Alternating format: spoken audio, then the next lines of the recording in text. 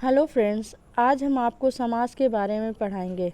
समास की परिभाषा क्या होती है, समास विग्रह क्या होता है, समास के प्रकार क्या होते हैं, कौन कौन से समास हैं, कौन कौन से समास के उनके उदाहरण हैं और कैसे कौन से उदाहरण हैं, ये सब हम बताएंगे।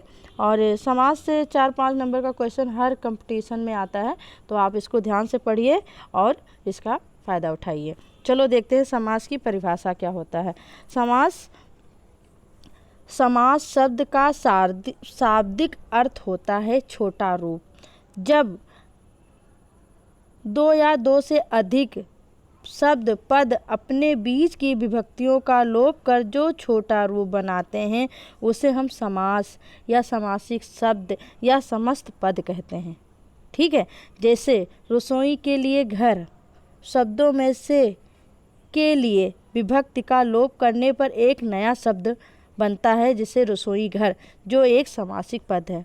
इनके कहने का मतलब है समास में क्या होता है, जब हम किसी विभक्तियों का लोप कर देते हैं तो जो एक नया शब्द बनता है उसको हम समास कहते हैं। जैसे रसोई के लिए घर होता है, लेकिन हम उसको के लिए हटा के उसको हम एक रसोई घर के नाम से भी बोलते हैं, तो आदमी समझ जाता है किसके लिए बोला जा रहा है, रसोई घर के लिए। ठीक है, तो इसका विग्रह चलिए आगे देखते हैं। समास विग्रह क्या होता है, किसी समस्त पद या समासिक शब्द को अपने विभिन्न पदों एवं विभक्ति सहित पृथक करने की क्रिया को समास विग्रह कहते हैं। क्या कहते हैं, समास विग्रह कहते हैं। ठीक है,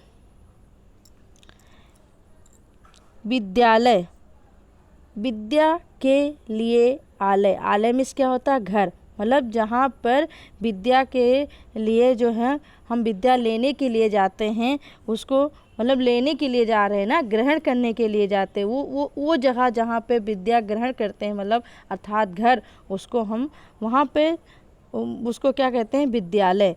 तो यहाँ के लिए की जो है विभक्ति की जब लोप हो जाता है तो एक नया शब्द क्या बनता है, विद्यालय। माता पिता, माता और पिता, माता और पिता। ठीक है, अब हम आगे देखते हैं समास के प्रकार। समास के 6 प्रकार होते हैं। कौन कौन से होते हैं, अव्ययीभाव समास, तत्पुरुष समास, द्वंद्व समास, बहुब्रीहि समास, द्विगु समास, कर्मधारय समास। तो समास कितने प्रकार के होते हैं, 6 प्रकार के। ठीक है, चलिए फिर से रिवीजन करते हैं कौन कौन से होते हैं। अव्ययीभाव समास, तत्पुरुष समास, द्वंद्व समास, बहुब्रीहि समास, द्विगु समास, कर्मधारय समास। ठीक है, चलते हैं, अब पहला पढ़ते हैं, कौन सा, अव्ययीभाव समास। अव्ययीभाव समास क्या होता है, जिसका पहला पद क्या होता है, प्रधान होता है। क्या होता है, उसका पहला पद प्रधान होता है। दूसरा, पहला पद या पूरा पद अव्यय होता है, मतलब वह शब्द जो लिंग वचन काल कारक काल के अनुसार नहीं बदलते हैं उन्हें अव्यय कहते हैं। यदि एक शब्द की पुनरावृत्ति हो और दोनों शब्द मिलकर अव्यय की तरह प्रयुक्त हो, वहाँ अव्ययीभाव समास होता है। ठीक है, संस्कृत एक, इसको नोट करिए, इम्पॉर्टेंट है, इससे जो है अव्ययीभाव समास बहुत आसानी से पहचाना जा सकता है। जहाँ पर उपसर्ग युक्त पद हो वहाँ अव्ययीभाव समास होता है। अधिकतर कहाँ पे प्रयुक्त होता है, संस्कृत के शब्दों में। संस्कृत के उपसर्ग युक्त पद भी अव्ययीभाव समास होते हैं। ठीक है, जैसे यथाशक्ति, मतलब यहाँ पे हमारा उपसर्ग क्या है, यथा, शक्ति के लिए, यथा शीघ्र, जितना शीघ्र हो, यथा क्रम, क्रम के अनुसार, यथा विधि, विधि के अनुसार, यथा अवसर, अवसर के अनुसार, यथेच्छा, इच्छा के अनुसार, प्रतिदिन, प्रत्येक दिन, दिन दिन, हर दिन, प्रत्येक, हर एक, एक एक, प्रति एक, प्रत्यक्ष,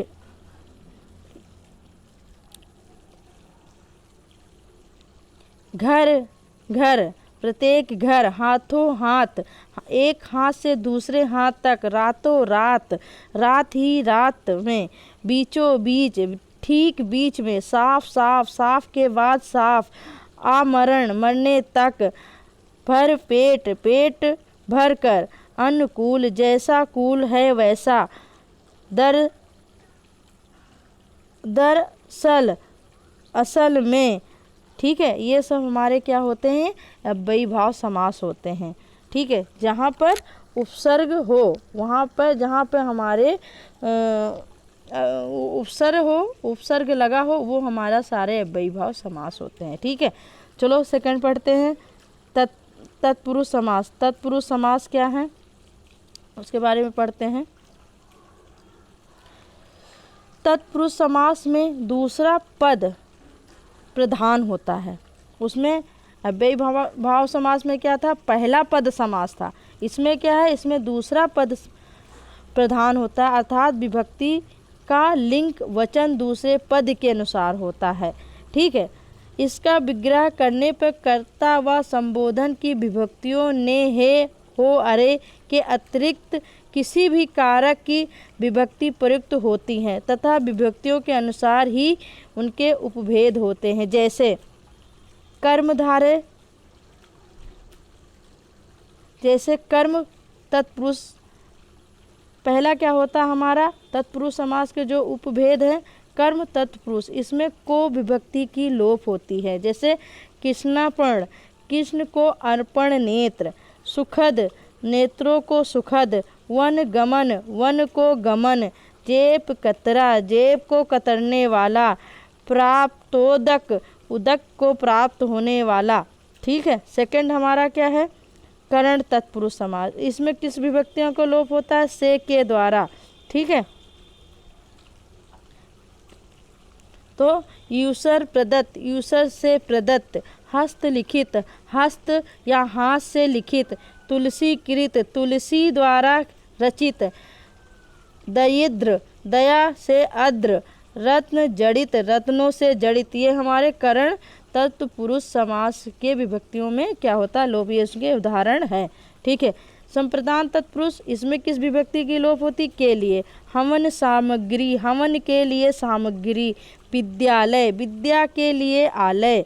गुरु दक्षिणा, गुरु के लिए दक्षिणा। पशु बल, पशु के लिए बल। ये हमारे संप्रदान तत्पुरुष समास के उदाहरण हैं। अपादान तत्पुरुष के तत्पुरुष समास के उदाहरण क्या है, इसमें क्या है, कौन सी विभक्ति की लोप होती है, से की। अपादान मीन्स अलग होना, मतलब किसी से अलग होना। तो ऋण युक्त, ऋण से युक्त मतलब हम ऋण से, जो हमारे पास कर्जा था हम उससे मुक्ति मिल गया। प्रद्युक्त, पद से युक्त। माग्र, माग्र भ्रष्ट, माग्र से भ्रष्ट। धर्म विमुख, धर्म से विमुख।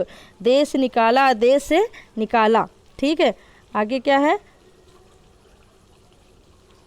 संबंध तत्पुरुष, इसमें किन किन विभक्तियों का लोप होता है, इसमें का, की, के विभक्तियों का लोप होता है। इसमें जैसे उदाहरण है, मंत्री परिषद, मंत्री की परिषद। प्रेम सागर, प्रेम का सागर। राजमाता, राजा का, राजा की माता। अमचूर, आम का चूड़। रामचरित, ये सब क्या है, संबंध तत्पुरुष समास का है। इसमें कौन कौन से विभक्तियों का लोप होता है, का, की, के। ठीक है, आगे देखते हैं। आगे अधिकरण तत्पुरुष है। वनवास, वन में वास। जीवो दया, जीवों पर दया। ध्यान मग्न, ध्यान में मग्न। घुड़सवारी, घोड़े पर सवार।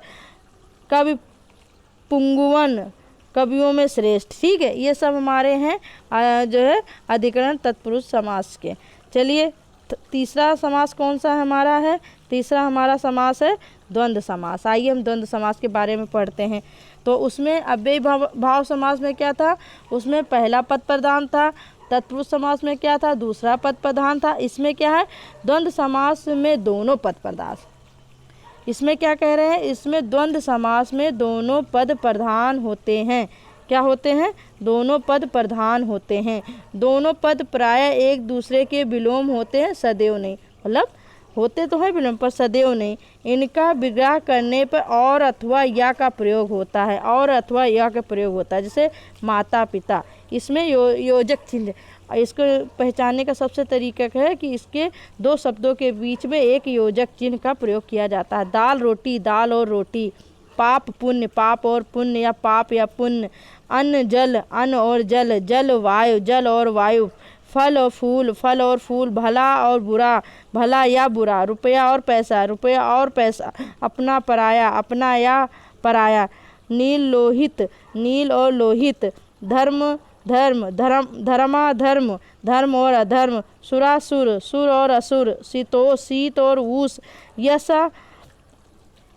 बस यश और अपयश। शस्त्र, शस्त्रास्त्र, शस्त्र और अस्त्र। कृष्ण अर्जुन, कृष्ण और अर्जुन। ये हमारे द्वंद्व समास के उदाहरण हैं। चलिए आगे देखते हैं बहुब्रीहि समास। बहुब्रीहि समास हमारे कौन कौन से हैं? बहुब्रीहि समास, बहुब्रीहि समास में कोई पद प्रधान नहीं होता है। चलिए देखते हैं। अव्ययी भाव समास में क्या था? पहला पद प्रधान था। और तत्पुरुष समास में दूसरा पद प्रधान था। द्वंद्व समास में दोनों पद प्रधान नहीं था। अब बहुब्रीहि समास में क्या है? बहुब्रीहि समास में कोई भी पद प्रधान नहीं होता है। इसमें भी कोई पद प्रधान नहीं होता है। इसमें प्रयुक्त पदों को समान अर्थ की अपेक्षा अन्य अर्थ की प्रधानता रहती है।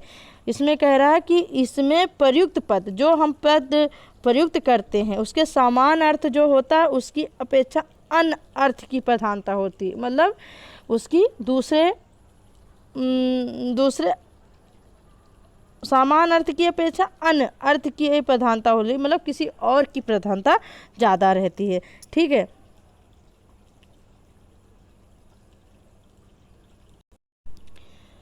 और इसका विग्रह करने पर वाला है जो, जिसकी, जिसका, जिसकी, जिसके आद, वह आदि आते हैं। ठीक है। जैसे गजानन, गज का आनन, जिसका वह गणेश जी। मतलब इसके कहने का मतलब गजानन है, मतलब बता किसी को और हो रहा है और उसका नाम मतलब इमेज जो है किसी और का बन रहा है। हम बोल कुछ और रहे हैं, पर हम जो है हमारे आँखों पे, हमारे दिमाग में जो इमेज बन रही है किसी और की बन रही है। जैसे गजानन कहने पर हमें तुरंत गणेश जी की याद आ जा रही है। त्रिनेत्र, तो त्रिनेत्र जैसे हम बोलते हैं वैसे हमें भगवान शंकर की को याद आता है, मतलब शिव जी। चतुर्भुज, चार भुजा वाले कौन है? विष्णु जी। उनकी मतलब उनको जैसे हम चतुर्भुज बोलते हैं वैसे हमें भगवान विष्णु के मतलब इमेज बन जाती है। तो इस तरह से मतलब उनके कहने का मतलब है कि मतलब बोलते कुछ और है और समझते कुछ है, किसी और चीज़ की प्रधानता होती है। दशानन, 10 आनंद, मतलब जिसके वह है रावण।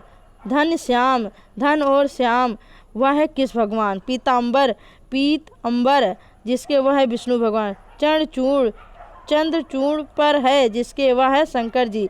गिरधर, गिरी को धारण करने वाले अर्थात किस भगवान? मुरारी, मुर का आरी है वो, मतलब किस भगवान? आशुतोष, आशु शीघ्र से प्रसन्न होने वाले भगवान कौन है?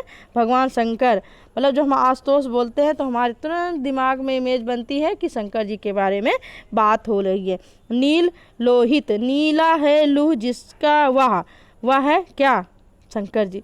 सुग्रीव, सुंदर है ग्रीवा, जिसकी वह है सुग्रीव। मधुसूदन, मधु को मारने वाला वह है मधुसूदन। ठीक है।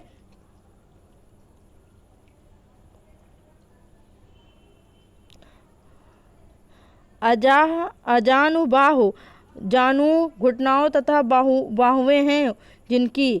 नीलकंठ, नीला कंठ है जिसका वह। महादेव, देवताओं में महान। मयूर वाहन, मयूर है वाहन जिसका, अर्थात कार्तिकेय। कमल नयन, कमल के समान नयन। जलज, जल में जन्मने वाले। वाल्मीकि से उत्पन्न है वह। दिगंबर, दिशाएं ही हैं जिसका अंबर। सुग्रीव बुद्धि, कुशुग के अग्रभाग के समान बुद्धि। मंद बुद्धि, मंद है बुद्धि जिसकी। जितेंद्रिय, जीत ली इंद्रियों जिसने। चंद्रमुखी, चंद्रमा के समान मुख वाली। अष्टाध्यायी, 8 अध्यायों की पुस्तक है। ये हैं हमारे क्या हैं? ये हमारे ये हमारे कौन सा समास है? ये हमारा बहुब्रीहि समास है। ठीक है, हमने बहुब्रीहि समास के बारे में पढ़ लिया। अब हम आगे कौन सा समास पढ़ते हैं? द्विगु समास। चलिए आगे देखते हैं द्विगु समास कौन कौन से होते हैं। द्विगु समास में क्या कहते हैं? द्विगु समास में प्रायः पूर्व पद संज्ञावाची होता है, तो कभी कभी पर पद की संज्ञावाचक देखा जाता है, संज्ञावाचक देखा जाता है। ठीक है, द्विगु समास में प्रयुक्त संख्या किसी समूह का बोध कराती है, अर्थात अर्थ का नहीं, जैसे कि बहुब्रीहि समास में देखा गया है।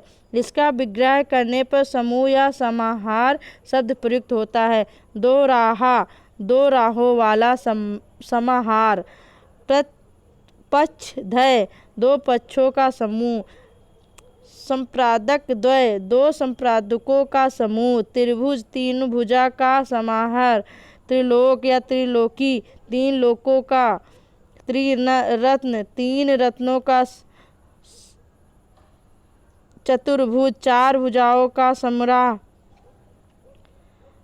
पंचामृत पांच अमृतों का समूह, पंचपात्र पांच पात्र, पंचवटी पांच वटों का समाह, पांच पेड़ों का समूह, सप्ताह सात दिनों का, सतई 700 का समास, नौ रत्नों का समूह, नौ रत्नियों का समूह, दशक 10 का समाहार, शतक 100 का समाहार, शताब्दी 100 वर्षों का समाहार। ये हमारे क्या होते हैं? ये हमारे द्विगु समास होते हैं। ठीक है, अब आगे पढ़ते हैं कर्मधारय। छठा हमारा और लास्ट समास कौन सा है? कर्मधारय समास। ठीक है, द्विगु समास में क्या है? जहाँ पे संख्या हो वहाँ पे हमारे द्विगु समास होता है। अब हम जो है कर्मधारय समास के बारे में पढ़ते हैं। छठा और सबसे लास्ट समास कौन सा है हमारा? कर्मधारय समास। कर्मधारय समास में एक पद विशेषण होता है तथा दूसरा पद विशेष होता है। इसमें कहीं कहीं उपमेय और उपमान का संबंध होता है तथा विग्रह करने पर रूप शब्द प्रयुक्त होता है।